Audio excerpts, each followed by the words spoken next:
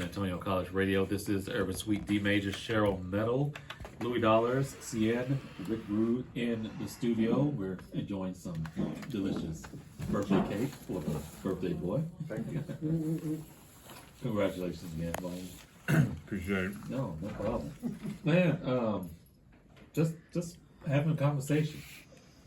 Great conversations. Great that you pulled up all these old school flyers too, man. Yeah, I mean, I can bring a lot more next time, but Yeah. I just grab a little handful right now. I mean, that's all I can do right now. But no, but I was talking to Cien when we were out here in the little lounge area. But we were talking about when I first met him.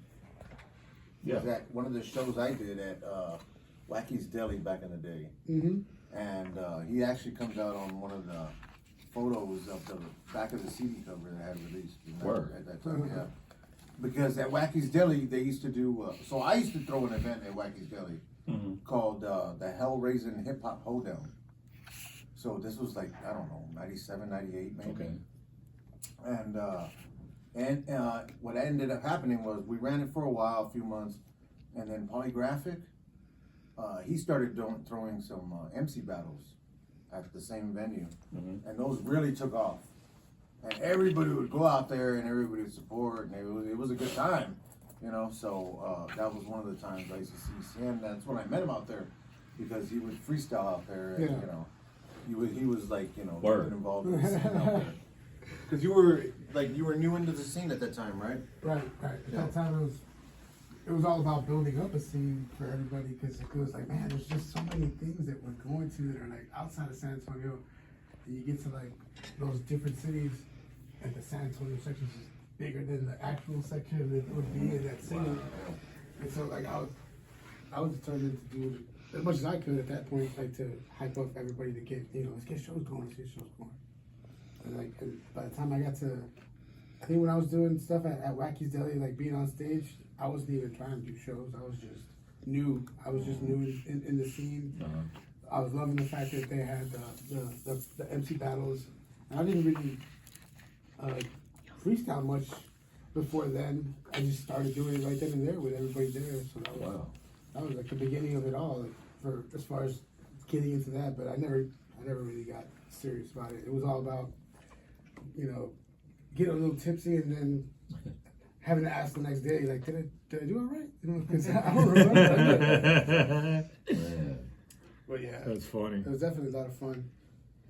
Yeah, I mean, there was a lot of, the MC battles were a good thing going on back then, but Cien is also a graffiti artist, and he brought down the Lost Crew from Chicago, right? Yep, I mean, we started that like right before, just after the first Clock Caps, like, officially started getting going. This was the first Clock Caps that didn't really have a lot of attention, didn't really do. It cost $20 to fill a big old dirt hole that was inside the yard, so that we would be able to drive over it without having to pop tires. And it was just people that were somewhat maybe throughout Texas at the time. We didn't get a lot of people. Maybe we had a couple people that showed up from Cali for that first year, but majority of them, there was some people from Chicago at that first year. Most of it came because of the spray paint company that came along with all that. Okay. And that was the beginning of everybody getting to know Montana. Yeah. That was the Montana spray paint that came from Spain, from Barcelona.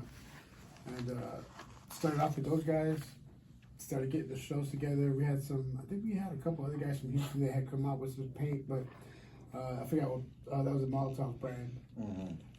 But it wasn't like these guys. These guys came and brought like half the warehouse. It was, They were ready to really jump in on the early stages of what became Clock Caps, and that's how come we were able to stay on good terms with all the spray paint companies that would come in from there, and to the point where we don't even use anything but those types of brands now.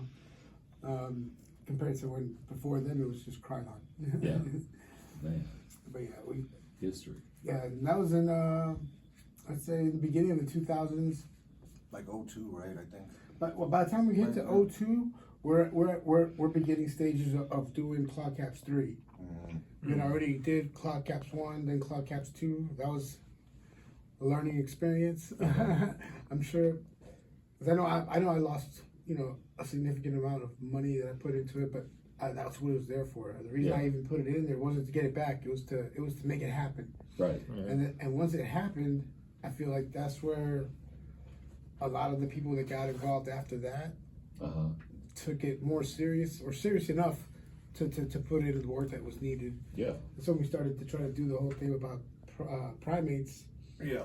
The idea behind primates at first, I recall looking at it like it was gonna be like the underground hip hop union. You know, we were gonna be the ones that are gonna try to like push you know, the envelope and make it come back, you know, full blast here in San Antonio as far as doing hip hop shows. And as I noticed that slowly it was getting very clear that we weren't all gonna get together and involved in it.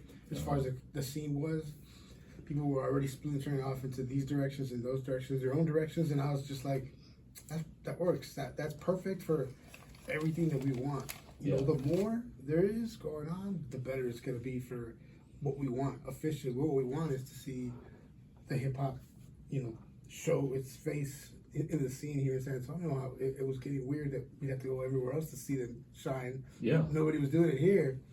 The little bit that was being done here was, like I said, it was like the Haiti fan. I was telling him, I was like, the first thing that I saw when I got here, I was like 2 days in from Chicago. I had just drove in, and I ended up on at the White Rabbit early in the day. It was kind of early afternoon, but I was also on my way towards Fiesta because they're telling me that Fiesta's down there, and it had just started. It was around April, and going in, I ended up seeing these guys perform on stage. I ended up talking to one of their guys was Devastator.